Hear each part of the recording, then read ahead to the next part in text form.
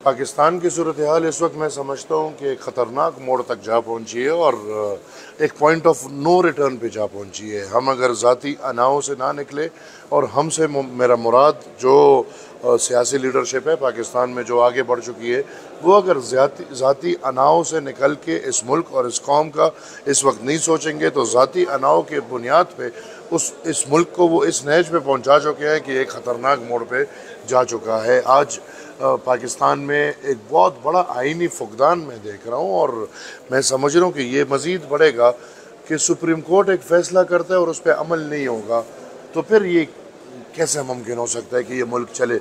ऐसे नहीं हो सकता कि हमें जो फ़ैसले पसंद ना हो वो हम ना माने और जो हमें पसंद हो वो हम माने, और जब हमारे सपोर्ट पे मिलटैब्लिशमेंट हो तो हम फिर सुप्रीम कोर्ट को आंखें भी दिखाएं, उसके फ़ैसले पे अमल भी ना करें।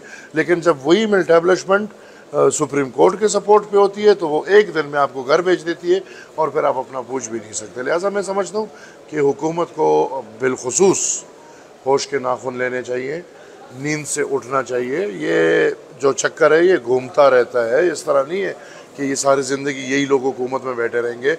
ये जो कर रहे हैं कल इनके साथ होगा। ये मैं ये देख रहा हूँ, अगर एक पार्टी को आप बैन करते हैं कल को एक और पार्टी की हुकूमत आएगी वो फिर ये हरकंदे इस्तेमाल करेगी। लिहाजा मैं ये समझता हूँ कि इन सब चीज़ों से निकल के पाकिस्तान को माशी तौर पे और आईनी तौर पे हमें मुस्तहकम और मजबूत बनाना। क्या समझते हैं हुकूमत इतनी बाख्तियार है कि वो पाबंदी लगा सकती है किसी पार्टी पर? देखिए, मैं तो पहले ही बोला है कि हुकूमत इस वक्त रबर स्टैम्प का किरदार अदा कर रही है। ये फैसला हुकूमत का नहीं है।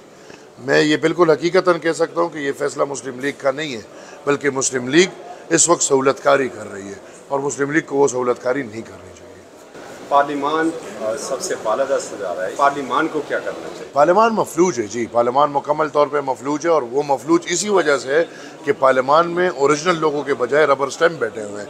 पार्लिमान में जो ज़्यादा ताकत है वो हुकूमत की है और हुकूमत खुद मिलटैब्लिशमेंट का मोहर बना हुआ है और उनकी सहूलतकारी कर रहे हैं। लिहाजा पार्लिमान तो कम्प्रोमाइज़ है, पार्लिमान का क्या कह सकते हैं। ANP की बात करें या आपके आबाओ इजाद की, उन्होंने हमेशा जमहूरियत के लिए और अदम तशद्दुद की आवाज़ बुलंद की है। इस वक्त किस चीज़ की ज़रूरत है? इन दोनों की ज़रूरत है। देखें, पाकिस्तान में इस वक्त फिर तशद्दुद का बाज़ार रचाया जा रहा है और हम ये समझते हैं कि जानबूझ के जो ताकतवर कुव्वतें हैं उनको खुश करने के लिए ये एक दहशतगर्दी का बाज़ार दोबारा खोल दिया गया और रचाया जा रहा है। और इस वक्त अमन हमारी ज़िंदगी की अवलीन तरजीह है।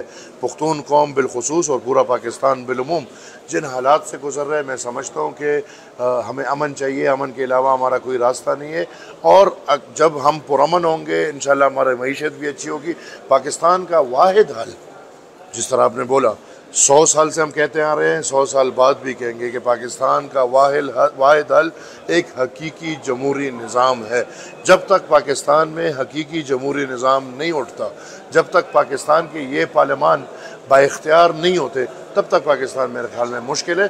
क्योंकि जो फैसले और बाइख्तियार जहाँ हैं उन लोगों के लिए हो रहे हैं, उनके मज़े हैं, अवाम की खुशी।